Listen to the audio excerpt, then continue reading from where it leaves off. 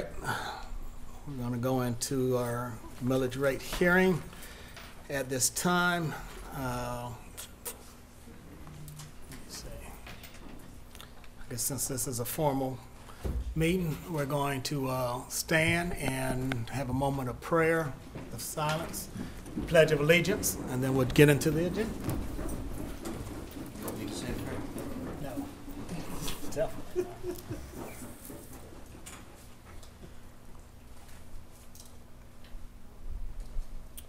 Thank you. I pledge allegiance to the flag of the United States of America and to the republic for which it stands, one nation, under God, indivisible, with liberty and justice for all. All right, next up will be Stacy Merritt, Interim Chief Financial Officer, to present the proposed 2022 millage rate.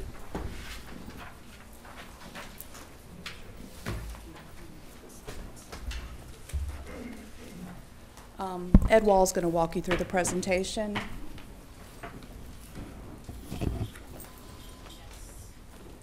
Good evening, Commissioners. Mr. Chairman, how y'all doing? If I could direct you to the next slide, please, sir. And each of you, oh, you want me to do it? All right, got it. Each of you has a handout, and I'm on page 2 of the handout.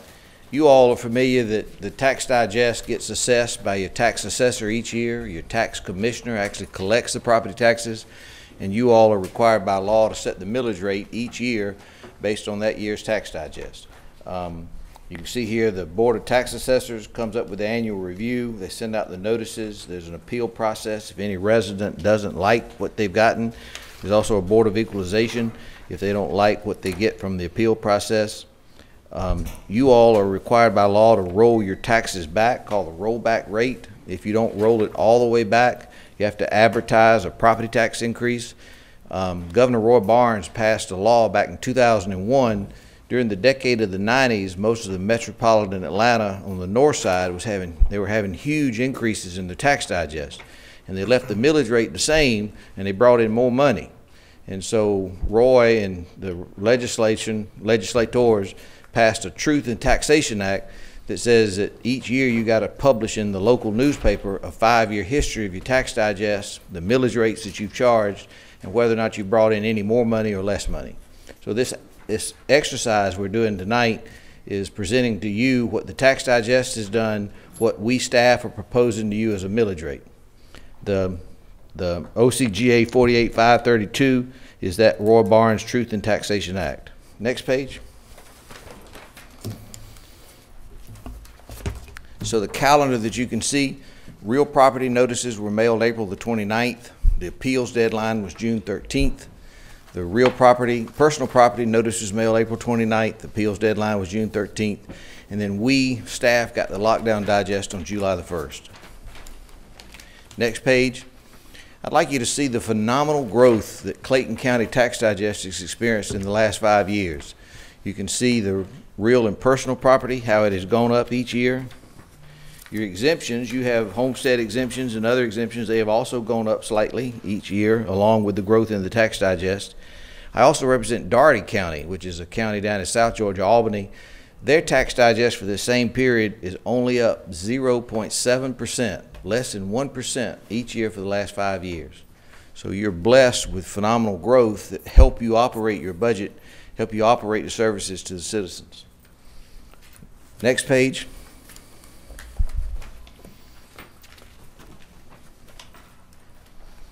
I guess the slide shows a wee bit different. Did I hit the button too many times? Okay. So the next one is the millage rate history. If you can see, as the Tax Digest has gone up each year, you all as a governing body have lowered your millage rate nearly about every year. And you can see that it was back in 2018, 15.596 mills. You can see it went to 15.089 in 20, 14.746 in 21, and then we're recommending you lower it even further this year to 14.496. Next page. Here are the, thank you for helping me, boss. Here are the real numbers. So the net assessed value, the gross net tax digest for you all, went from 9,000,000,001 to 10,352,000,000. What percentage increase was that, Stacy? Wasn't it right at 10%? 11%? You remember what the percentage? I don't remember. About 10%? Yes, so it's about a 10% growth. And you think poor old Daugherty County went up less than 1%. So you're blessed with growth in your tax digest. All of your citizens, their home values, the values of commercial property have all gone up with the economy. Your base millage rate is 18.53 mils in 21, 18.197 in 22. You all know you collect a local option sales tax that you split with the cities. The Georgia law that was passed in 1978. Every 10 years when the census comes out, you negotiate the split with the cities. Y'all are in the midst of negotiating that now. The amount of money that you collected in 2021 is used to calculate the rollback for 2022. And so that rollback in 21 was 3.789 mils, and in 22 it was 3.70 mils. To put that another way, if you didn't have the local option sales tax, your millage rate would be that much higher.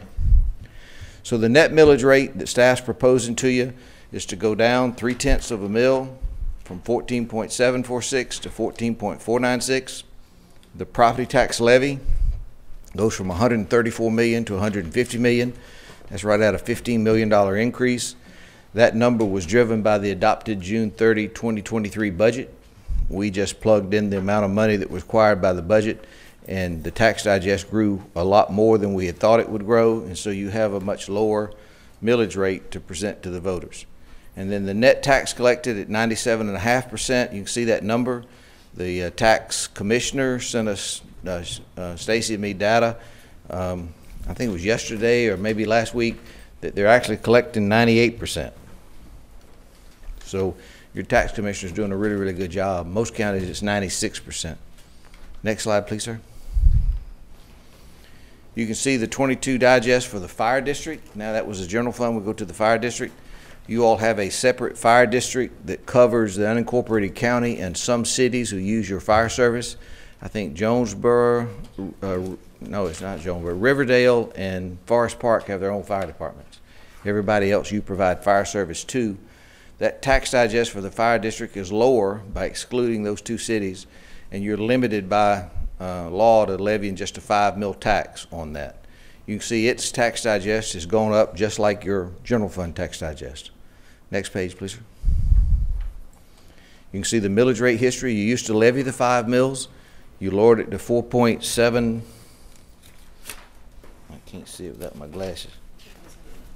So it's 4.75 now. And so it's 4.75 last year, but then the third year prior is 4. What, Stacey? 4.906. So you lowered it from 5 to 4.906. And the last 2 years has been 4.75.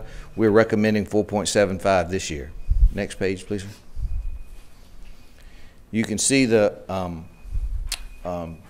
effect of a property tax on a $150,000 home. So you can see what we've proposed with the millage rate of 14.496. You can see that the amount is a net M&O taxes payable or $869 or $68 a month. You can see the fire millage rate at 4.75. We add $285 to it. So a $150,000 house with no homestead exemption would pay $1,154 for the calendar year 2022. And the prior year it was $1,169. So the increase is due to the increase in the assessed value, and you've lowered the millage rate by 0.3 of a mil. And so it was up for that $150,000 house with no homestead exemption, $15. Next page, please, sir. The example for a $500,000 house, you know, it's assessed at 40% for tax purposes. That brings it down to $200,000 for assessed value. Again, there's no homestead exemption applied to this. It would be lower if you had a homestead exemption. Your millage rate of 14.496 mils is what we're proposing. Would be $2,800 for a year. 200. What is that number, boss? 279, 229. What's the numbers? 229 a month. 229. 229 a month, and then Fire district is 4.75 mils. Thank you so much. Back today when y'all hired me, I could see it. 4.75 mils would be $950 a year or $113 a month. So that would be $3,849 for a year or $343 a month. You know, a lot of homes have mortgages and you have an escrow, and the escrow is a monthly charge. The prior year for that same home was $3,899, so it was a $50 increase on that particular home. Next slide. That should be it, isn't it? Residential versus non-residential, the percentage in your tax digest. You can see that the non-residential makes up a greater portion of your tax digest than the residential. In Dougherty County, it's just the reverse. Residential is way higher, and so you're blessed with a lot of commercial and industrial. Next page.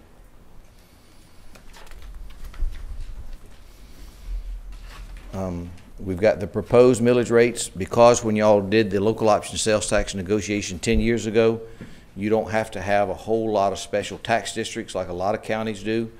For instance, DeKalb County, which is a client of mine, they have 19 different millage rates based on all the different cities and the different services that they provide to different folks.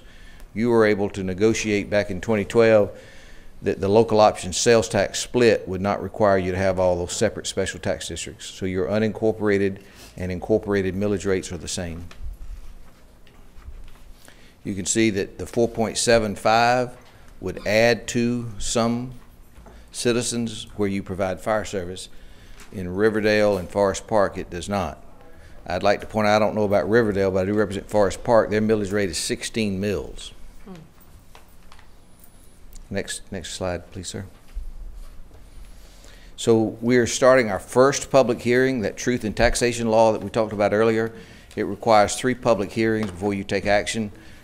Stacy and her staff have to advertise in the newspaper that 5-year history and advertise what millage rate we're expecting to do. And then we have to have 3 public hearings. We're having the first tonight. We'll have the other 2 public hearings on August the 16th, one at 11 a.m. and one at 6 p.m. Next slide, boss. Thank you, Ms. Chairman. Thank you, and just as a point of clarity, Lee City of Morrow has their own fire department as well. Thank you, sir. All right. Was this a public hearing? Yes.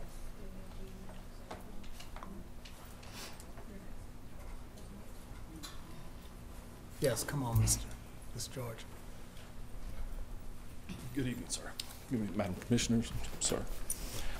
Just in case for introduction purposes, I've met some and all, but Emmett George, I'm your Chief Appraiser for the Clayton County Tax Assessors.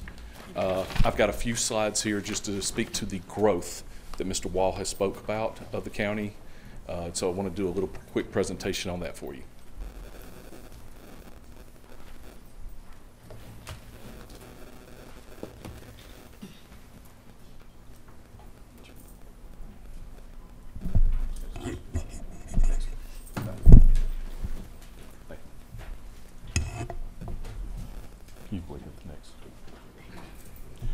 So what I've presented here for you is a recap of actually a presentation that was made to the board just about a month, almost 2 months ago by Ms. Dees, a real estate presentation that was made to you. And this is going to kind of reemphasize where we're at. These are some numbers that she supplied to the board back on 6/7. It shows that basically during the pandemic, what's been going on with the medians of the county. The prices, especially as you see from 2021 to 2022, we had a huge, huge increase. And that's related to the growth of the digest that we've presented by Mr. Wall. The January 22 median was 235,000. That was up 47% from 2021. That is astronomical. And that alone is your primary reason for growth, but we'll go through some other things. And as you can see that even from the first 6 months of 2022, it's up another 28% to a median of 264.5. And as she stated back in that presentation, over since 2019, that's an 88.92% increase in values. This is values that what they're selling for. This is what a willing homeowner and a willing buyer, willing seller are setting the markets. This is not me dictating the market. This is buyers and sellers dictating the market. Just as a side note on there, new home median prices in 21 went from $268 to $312. And she'd stated that the average rent now is $1,800 a month. And I remember when I came with the county in 2012, $750 was for a 3-bedroom. Mm-hmm. So, you know, it's grown exponentially. If you don't mind, next slide. She also stated, just to kind of give you an aspect of what the surrounding counties are doing, Clayton has that $235,000 median as of January 1. Henry is almost $110,000 higher on their median. As you can see, Fayette is $452 and Fulton is $550. So even as all this 47% increases happen, we're still by far the best bang for your buck in the county. I mean, in the metro Atlanta area, even with all the prices going up. Next slide, please. This was just a slide I wanted to present what we have done. As Mr. Wallet presented a minute ago, the overall gross, the net digest was up a little over 10%. The overall gross digest was up right at 13%. Most of the increase was due to a 24% increase on the residential growth. That kind of stems from the 47% increase that we've seen in the market. Just to let the board know, the tax assessors for 2022, we leveled at a 38 ratio. Basically, at a 40 ratio, we would have been about 12 to 15% higher on value, which is optimum as far as what the state requires Department of Revenue. We went at a 38. We went more to the taxpayers' favor, given that there was a huge change in values, and we still wanted to make sure everything was fair to everyone. So we kept it at a 38.3 ratio, 03 ratio for 2022, which means we're still 12 to 15% below what the market says would be true 100% on that. And as a side note, for 2020 and 2021, as this pandemic's been going on and we've just never known what the real estate market's going to do, we've stayed at about a 38 to a 38.75 ratio during that time, which means we've stayed at least 7 to 10%, if not a little below what 100% value should be. And that's just to try to help offset all the increasing costs that keeps coming on. And as we're also forecasting, as the market looks like slowing down, the values looks like they're going to stay the same. It just might take a little longer to sell the houses. We're trying to stay in case there is any kind of decrease in values. We're already kind of there and have that buffer built in so that we're not going to penalize anybody and stay fair to everybody. The state of Georgia gets on you if you get outside of a bracket. That 36 to 44 ratio, we try to stay on the lower end in that 38 range. That's proven to be a pretty sweet spot all the way around, 38 to 39. But realistically, to speak to the growth of what's going on, I just really wanted to bring back up the real estate presentation that was brought to y'all on 6/7 and reiterate that those numbers, 47% for 2021 to 2022, is what's driving a lot of the increase that you see. Thank you. Thank you, sir. All right, this is a public hearing, and we have 5 minutes before the next meeting starts. So is there anyone like to speak about what we got? Another presentation? Just very brief. Okay. Very, very brief. You all have a copy of the presentation. For those of you who don't know, I am Danielle Smith, the Chief Deputy Tax Commissioner for Clayton. And we just wanted to provide you guys a more comprehensive report of our actual collections. I won't be long. In short, we're at about 53% of our residents who do benefit from the homestead exemptions.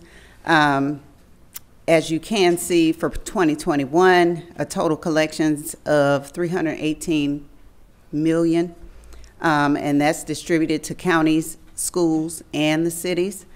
In terms of our projected collections at the going rate, because we are at a 98% collections rate, historically, you can see on the report, we're at a 99% plus collections rate. So I appreciate you, Mr. Wall, for acknowledging I'm proud of the Tax Commissioner's Office and our efforts. In short, we do anticipate, based on the growth of the digest, an anticipated increase in collections of about $23 million. And if you guys have any questions, you know I'm available. Yes, ma'am. Yes, Danielle. What percentage of citizens in the county that are exempt from the school tax? Do you know? I can always find that information out. I can't tell you offhand, but I'll get it for you. In short, we do account, all our seniors that are eligible certainly have that exemption, but I'll get that percentage for you. Okay?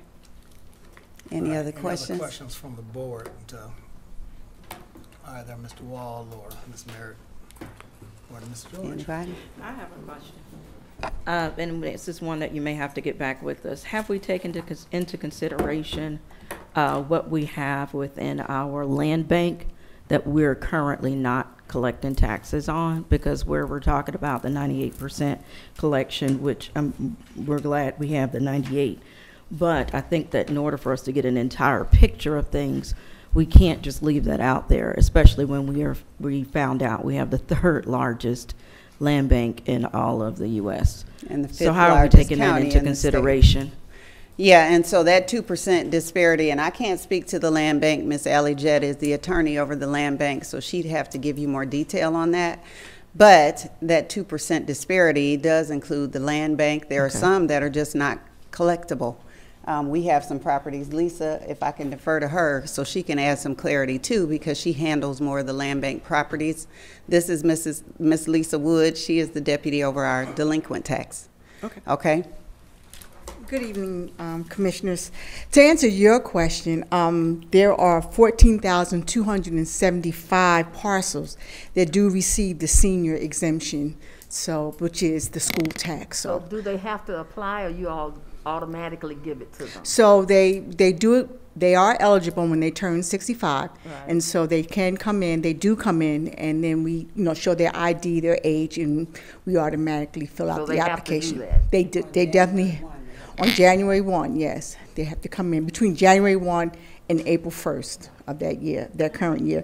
The land bank.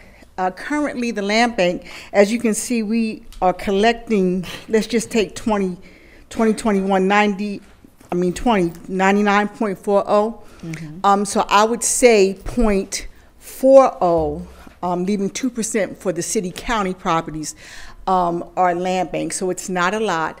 A lot of the properties that are in the land bank are, they're not salvageable. They are, non-collectible. So they're like a lot of ponds and a lot of, woods and things that people just wouldn't buy because they're, a lot of the ponds, what do you call them?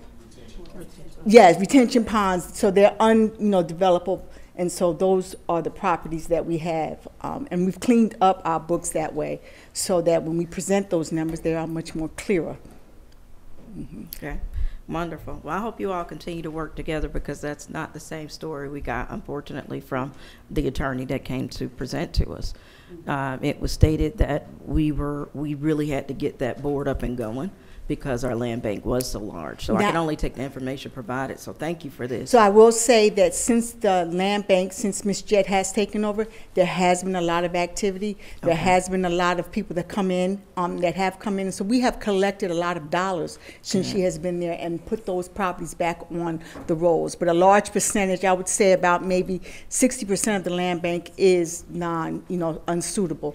But the other portion of it, they are doing very well with it. Okay, wonderful.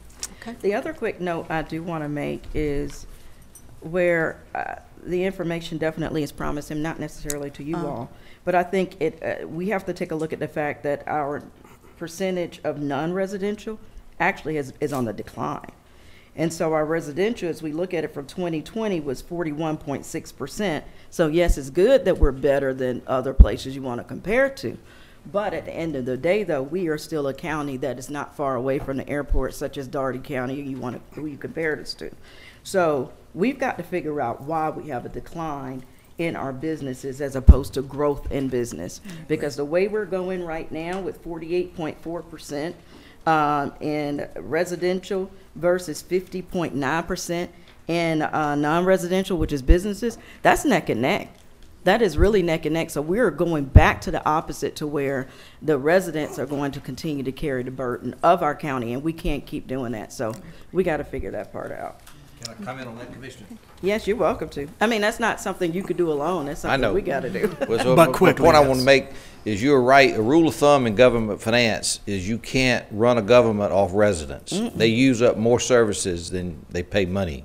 So you count on business, commercial.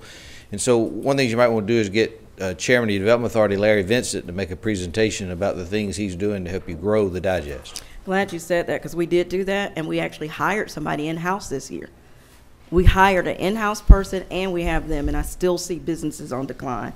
And just to give you a point, because I did some quick math for you, there was a difference in 12%. When you was looking at the percentage, it's not 10, it's actually 12%. Thank you so much. Okay. I should have done that myself. It's all right. That little calculator helped me out. All right, so I appreciate everybody's patience. I'm gonna take another 5 minutes before we start a regular business meeting to see if anyone would like to speak in reference to this millage hearing. Anybody like to speak in reference to the millage hearing? All right, seeing and hearing no one, at this time we will go into our regular business meeting.